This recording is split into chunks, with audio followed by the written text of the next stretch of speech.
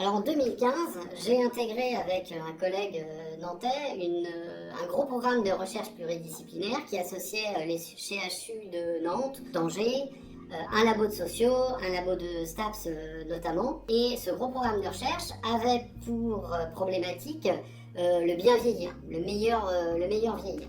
Et à l'intérieur de ce programme de recherche, nous on était particulièrement intéressés par les questions d'habitat. Et il s'avère que aux États-Unis, depuis les années 70, il y a une production assez importante de résidences qui sont spécialisées, réservées au public retraité qui a plus de 55 ans. Donc, avec mon collègue nantais, on a décidé de partir sur place pour pouvoir visiter ce type de résidence.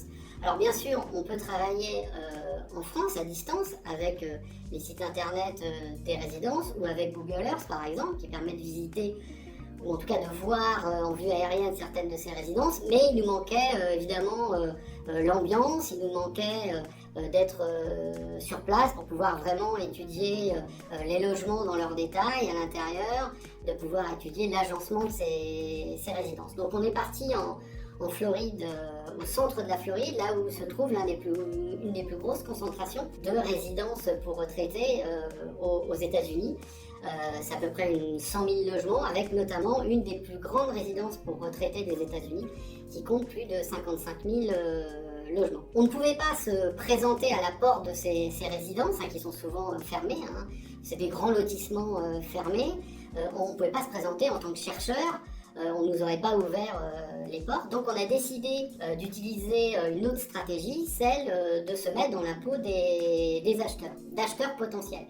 Donc on s'est mis à éplucher les petites annonces et on se présentait, enfin je me présentais comme recherchant un logement pour mes parents français, mais qui voulaient passer 6 mois de l'année en retraite au soleil de Floride.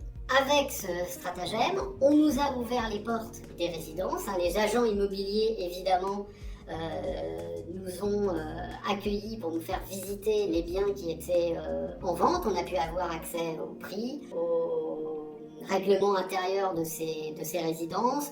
On a pu discuter avec des résidents et des gestionnaires de cette résidence.